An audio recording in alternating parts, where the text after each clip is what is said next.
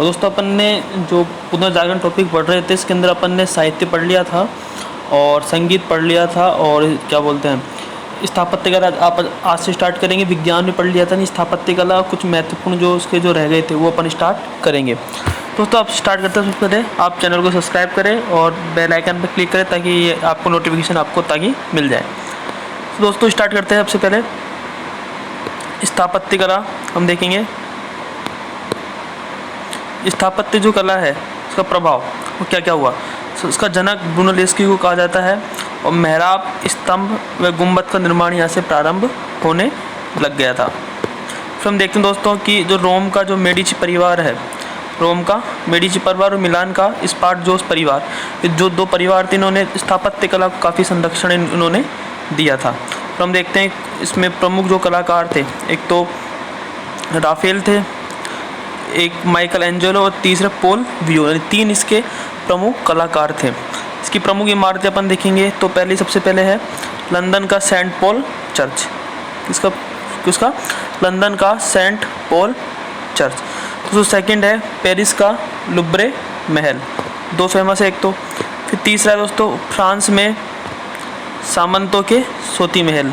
चौथा है फ्लोरेंस का मेडिची परिवार और पांचवा स्पेन का स्कोडियन महल। दोस्तों ये मिलान करवाते हैं कि इसमें कौन कौन से महल कहाँ के फेमस थे। तो दोस्तों सबसे पहले दोस्तों अपन देखेंगे कि लंदन का तो कौन सा महल है, लंदन का सेंट पॉल चर्च, पेरिस का लुब्रे महल, फ्रांस में सामंतों की सोती महल, चौथा है फ्लोरेंस का मेडिची परिवार और पांचवा स्पेन का स्कोडियन का महल। यानी पांच इसके ये वो है और इसमें जो प्रमुख जो इमारतें हैं वो इसके अंदर दे रखी है। नेक्स्ट है दोस्तों नेक्स्ट है मूर्तिकला पर प्रभाव। फिर हम देखते हैं सबसे पहले मूर्तिकला प्रभाव पहला है लोरेंज गिबर्ती। इसमें है कि फ्लोरेंस के गिरजाघर के लिए जो सुंदर दरवाज़ा निर्मित किया था इसने। और माइकल एंजेलो कहते हैं इसमें ये स्वर्ग में रखे जाने योग्य है, यानी जो ये फ्लोरेंस गिरजाघर है जो उसके सुंदर दरवाजे हैं वो कहाँ पे रखा जाने योग्य है, ये स्वर्ग में रखे जाने योग्य किसने कहा था, एंजेलो ने। दोस्तों नेक्स्ट है दोनों तल्ली की हम देखते हैं कि संत आदम कद की मूर्ति इन्होंने बनाई थी। तीसरी है माइकल एंजेलो, इसमें हम देखते हैं डेविड की मूर्ति थी और एक पेटा की मूर्ति, दो इसकी मूर्तियाँ थी यानी फ्लोरेंस के गिरजाघरों में। और ये 16 फीट मूर्ति थी। कितने फीट दोस्तों, 16 फीट, जिसमें एक सुंदर कुंवारी स्त्री की मूर्ति है जो आपकी गोद में मृत शरीर के ईसा मसीह के शरीर के लिए शरीर को लिए हुए हैं। और हम देखते हैं जो डेविड की मूर्ति है पीतल की मूर्ति है जो कि वीर पुरुष के रूप में डेविड की मूर्ति ये बताई गई। दोस्तों ध्यान रखना किसके, माइकल एंजेलो की। अब दोस्तों इसके प्रभाव देखेंगे, इसके कौन कौन से प्रभाव है। तो सबसे पहले प्रभाव सकारात्मक, हम देखते हैं कि वैज्ञानिक दृष्टिकोण का विकास हो चुका था, वैज्ञानिकता का विश्वास बढ़ चुका था, आलोचनात्मक समझ विकसित हो चुकी थी और अंधविश्वासों व कुठार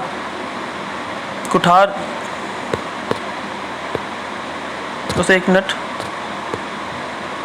कुठार जो गात था वो से प्रभाव पड़ा था। और नकारात्मक हम देखते हैं कि एक तो सादगी व धार्मिक आस्था ईमानदारी माइनस के बदलने लग गए थे। तो नेक्स्ट है अब हम बात करेंगे कुछ खोज हो चुकी थी, हम एग्जाम में पूछा था इस बार। तो कौन कौन सी खोज हो चुकी, यूरोप को यूनान की विरासत कहा गया है। और 1487 में हम देखते हैं कि कैप ऑफ गुड होप की स्थापना हुई। 1492 में अमेरिका में कोलंबस आया था। 1498 वास्को डी गामा ने इसकी स्थापना करी। 1498 से 1505 के आसपास अमेरिका वेस्पुचिन अमेरिका नाम दिया गया। नेक्स्ट दोस्तों 1519 में स्पेन के कार्तेज ने मैक्सिको की खोज करी, पूछा हुआ दोस्तों, खूब बार इस बार पूछा हुआ है। नेक्स्ट 1532 के अंदर फ्रांसिस्को पिंजारो ने पेरू की खोज की। तो दोस्तों ये ध्यान रखना, ये सबसे ज़्यादा इम्पोर्टेंट है। अब मैं बात करूँगा नई भौगोलिक खोजों के प्रभाव की। तो पहला है कि प्रभाव क्या हुआ इससे, यूरोप शेष दुनिया का भाग्य विधाता बन गया। तो सेकंड है व्यापार व वाणिज्य की ज़बरदस्त प्रगति हुई। तीसरा है कि ईसाई धर्म का व्यापक प्रचार प्रसार हुआ और यह विश्वव्यापी धर्म बन गया। और चौथा है कि नई खोजों ने यूरोपीय देशों में उपनिवेशों की स्थापना के लिए होड़ शुरू हुई। और हम जैसे देखते हैं कि जो जैसे होड़ शुरू हुई इससे यूरोप द्वारा शेष दुनिया की लूट की राह खुल गई, यानी जो साम्राज्यवाद का वो प्रभाव यहाँ पे बड़ा, उपनिवेशों की एक प्रकार से कंपटीशन होने लग गया कि किस तरह से उपनिवेश को अपने हाथ में ले। नेक्स्ट है कि पृथ्वी के बारे में मानव के ज्ञान में भी वृद्धि होने लग गई थी। तो छठा है कृषि के अंदर नई नई फसलों का सभ्य संसार में से परिचय वो हम देखते हैं। गन्ना, मक्का, कहवा, आलू, चाय, नील, तो तमाम जितनी भी फसलें थी उनके उसका प्रचार प्रसार होने लग गया।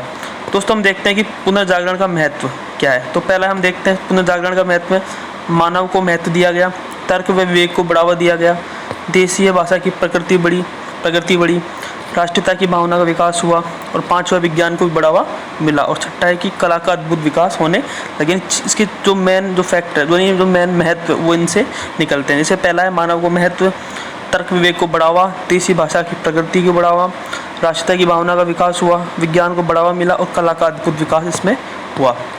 दोस्तों नेक्स्ट है हम देखेंगे इसका परिणाम क्या क्या हुआ। तो पहला परिणाम है कि समाज का जीवन स्तर सुधरा, जिससे धर्म सुधार आंदोलन को प्रेरणा मिली। ठीक है दोस्तों। सेकंड है कि भौगोलिक खोजों से यूरोप का दबदबा बढ़ा। तीसरा है कि वाणिज्यवाद और उपनिवेशवाद की प्रतिस्पर्धा आरंभ हुई, और इसी से औद्योगिक क्रांति शुरू हुई, जो कालांतर में उपनिवेशवाद और साम्राज्यवाद का कारण बनी। यानी कुल मिला के बाद है दोस्तों, पहला पॉइंट है समाज का जीवन स्तर बदला, भौगोलिक खोज बढ़ी, जिससे हम देखते हैं यूरोप के अंदर विभिन्न उपनिवेशवाद बढ़ा।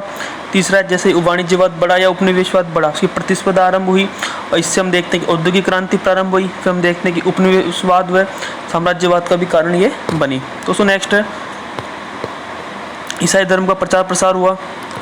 पांचवा स्वतंत्र चिंतन को बढ़ावा मिला, और छठा है समाज में राष्ट्रीय भावना का विकास होने लगे। दोस्तों 6 पॉइंट थे जो इससे परिणाम देखे जा सकते हैं। दोस्तों लास्ट रह गया है इटली से पुनर्जागरण के प्रारंभ होने के कारण। कौन कौन से कारण थे। पहला है दोस्तों देशी व्यापार का प्रमुख केंद्र था ये इटली, समृद्ध नगरों की स्थापना होने लग गई थी। तीसरा है समृद्ध मध्यम वर्ग का उदय हुआ। चौथा है कि पूर्व की समृद्ध संस्कृति से संपर्क हुआ। पांचवा इटली प्राचीन रोम सभ्यता की जन्मस्थली मानी जाती है। छठा है कुस्तुनतुनिया के पतन पर विद्वानों का इटली में आश्रय हुआ। और सातवां दोस्तों हम देखते हैं शिक्षा के स्वरूप में परिवर्तन होने लग गया। तो दोस्तों ये पॉइंट थे कुछ, हम देखते हैं कि जो मेन पॉइंट थे, यानी इटली से पुनर्जागरण के प्रारंभ होने के कारण ये थे।